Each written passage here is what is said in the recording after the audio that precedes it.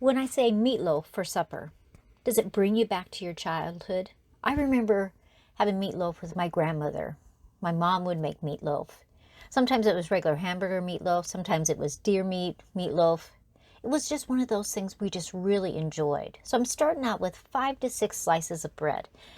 Now you could also use hamburger buns. You could use muffins. You could use a lot of different things. I had some biscuits from the other day.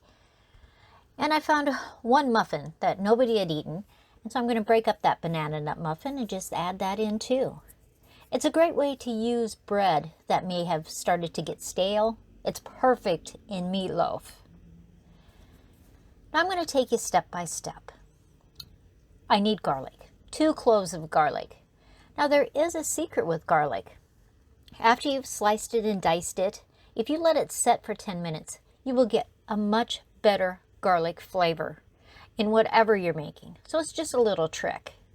So I'm just chopping that up and I'm going to let that sit to the side. Now I went out to my sage plant and grabbed a few leaves, and I need 2 teaspoons of chopped sage.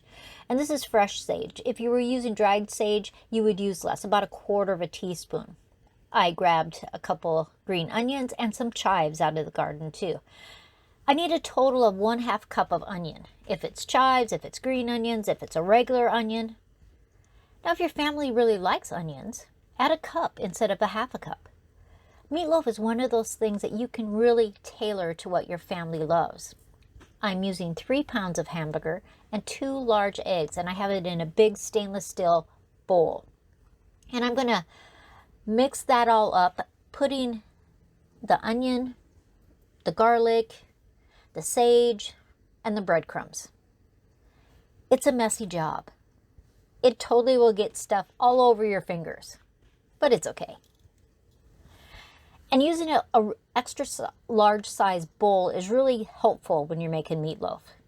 So I'm just going to mix that all around, then wash my hands before I go to the next step because it is gooey, totally gooey. But it brings back memories of helping my mom in the kitchen. I'm going to add 1 cup of Parmesan cheese. If you don't have Parmesan cheese, you could add a shredded cheese to it. I just think Parmesan cheese is a great flavor with meatloaf. I'm going to salt and pepper to taste, so I have 2 grinders, the salt grinder and the pepper grinder. And this is really one of those things that's a personal preference. I probably end up putting, maybe a teaspoon of each in there.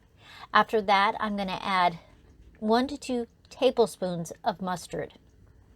I'm going to add 2 cups of milk and 2 cups of Bragg's liquid aminos. If you didn't have Bragg's, you could use Worcestershire sauce. Those are just options. I happen to like Bragg's liquid aminos, and so that's what I'm using. Now I'm going to put it in a loaf pan, and this is a lot of meatloaf, so I put it in a 13 by 9 pan. I'm putting about 1 cup of ketchup on there, and I'm just smoothing it out. I already have my oven preheated because it needs to bake at 350 degrees for about 1 hour and 15 minutes. I'm going to share part of the meatloaf with my parents, and the rest will go into the freezer that we don't eat tonight. But we had a wonderful dinner with a baked potato and meatloaf.